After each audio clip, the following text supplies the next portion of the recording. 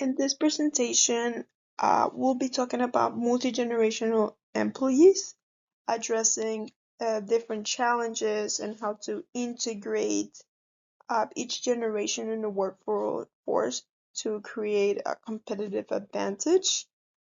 We've seen that we're going to discuss generational differences in leadership, criticism, and also how each employee, each generation takes feedback in the way of their communication, style, the ageism, and also the challenges that it comes to having a workforce generation and how to build bridges between each generation instead of just separating or making the gap bigger. In a couple of different questions based on working with a multi-generational workforce. First, it's in a leadership role. What are some practical approaches I would integrate in order to manage multi-generational employees? Also, what are the best methods to plan to overcoming multi-generational challenges such as ageism, communication styles, and negative stereotypes, as well as how each generation receives feedback and what are the best way to give them feedback as well. And lastly, how to communicate with other leaders about multi-generational employee makeup, what impact to business and strategy execution will I highlight in the discussion with them. Generally, with approaching a workforce with multiple generation employees, first of all, I think every generation appreciates their managers and their leaders appreciating and respecting their diverse values, communication styles, and also work experiences. That is very, very crucial for them. Also, for this, integrating a more cross-generational network would facilitate diversity of thought, which leads to increased creativity and innovation. Also, however, this is important. Exchange of information is often blocked due to, let's say, discomfort of not finding a common ground or biases or unwillingness to overcome the generational gap, which is key to actually have a good, let's say, competitive advantage in the company, and also lack of understanding how it may personally benefits our careers, our individual careers. A good approach would be connecting with team members, co-workers is a great place to start building crossover generational network. And also, let's say at my workplace, we have a new manager, and what he has encouraged, every meeting he does something really, really inspiring for me, because he creates a common ground, like finds a common ground between all the employees. We all have I work with my coworkers are from multiple generation. I have coworkers with 40 plus years of experience. I have all the coworkers with 1 year of experience. So viewing all the diversity between us and the differences, the diversity, everything we've been through, and being really, really important for me. And it has created a lot of network opportunities, and our manager actually facilitated that with us, because before him we wouldn't really talk to each other as much. We would just do our work individually and that's it.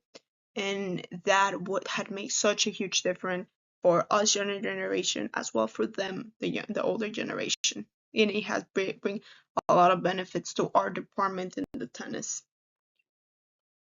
There's a bunch of different methods that we can use to overcome multi-generational challenges such as ageism, communication styles, and negative stereotypes.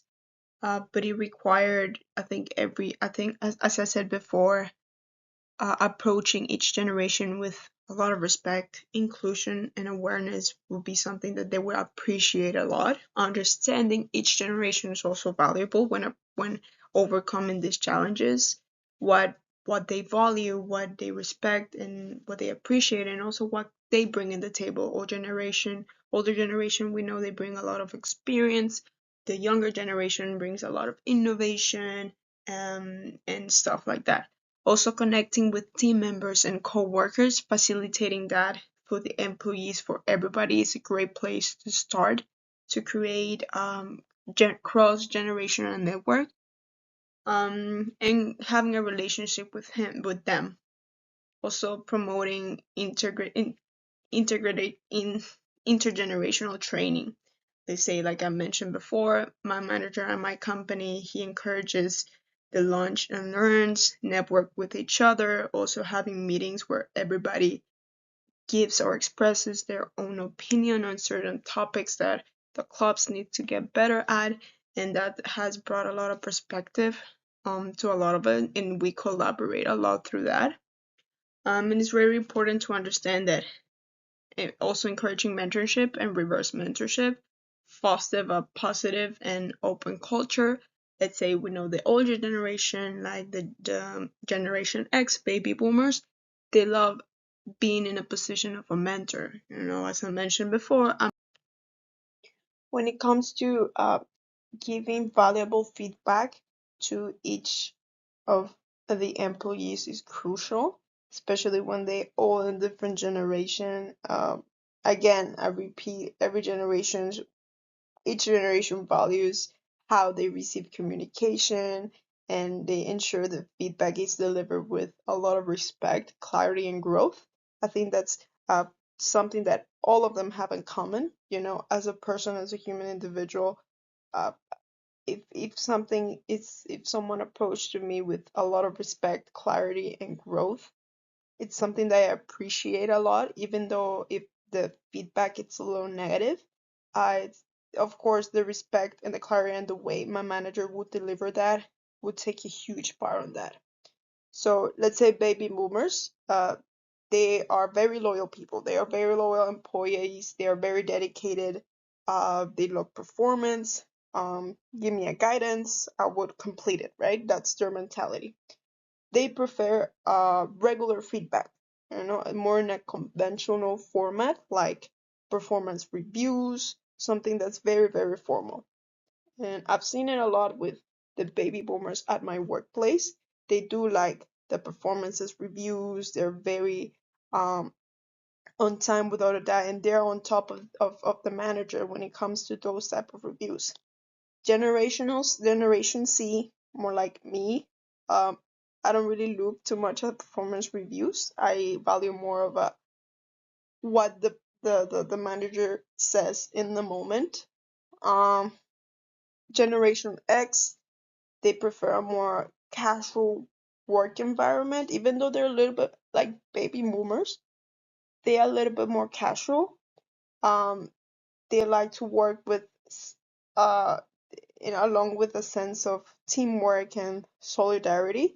So they prefer uh, feedback to be delivered a little bit informal, but at the same time, they value formality a little bit more than millennials or generational C.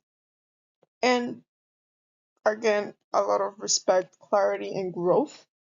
Millennials, they value continuous feedback on their performance. They're a generation that always like to improve. They value growth professionally in their careers. So I believe working together, a manager should approach giving feedback as a coach, not just their boss, but as a coach, especially when delivering negative feedback, kind of like finding a solution together. Generation C, it's a little bit similar. They are more of a digital communicators. Sometimes feedback can be misinterpreted unless it's presented in a certain way. Just like millennials, they they like collaborating, so using a coaching and active listening approach would be ideal, because Generation C, they voice their opinions a lot. They make sure they treat it with respect and clarity, and they're looking for a lot of growth. So if the manager delivers that, they will be a little bit more receptive to that feedback.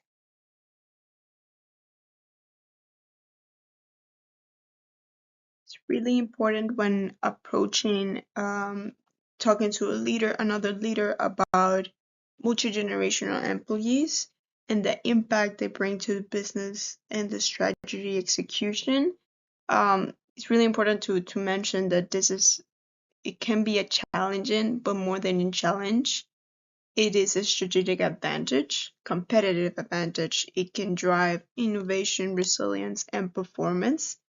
A diverse generation means diverse thinking that would lead to better solutions, which it would enhance innovation and problem solving.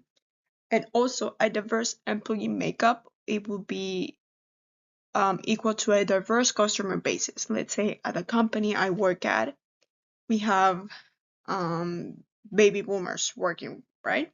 We also have Gen Zs, huge gap over there. Some have 40 plus year more experience than the other. And let's say we have a client that wants someone with a lot of experience, that wants someone a little bit more mature and a little bit more kind of like slow for that private class, let's say a tennis coach.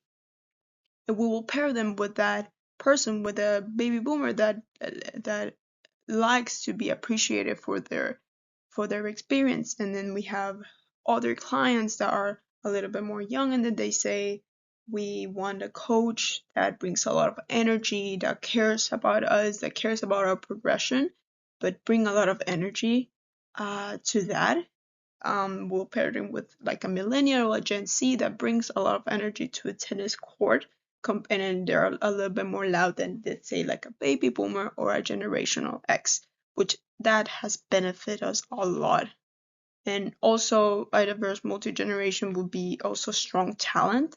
When I started looking for jobs, I remember that I really appreciated a diverse community, someone that brings a lot of experience. I remember I saw a couple coaches that used to coach great players, or a couple managers that used to manage a huge companies, and I will come to them and ask for like their advice, and they actually really love that, to be in that mentorship position.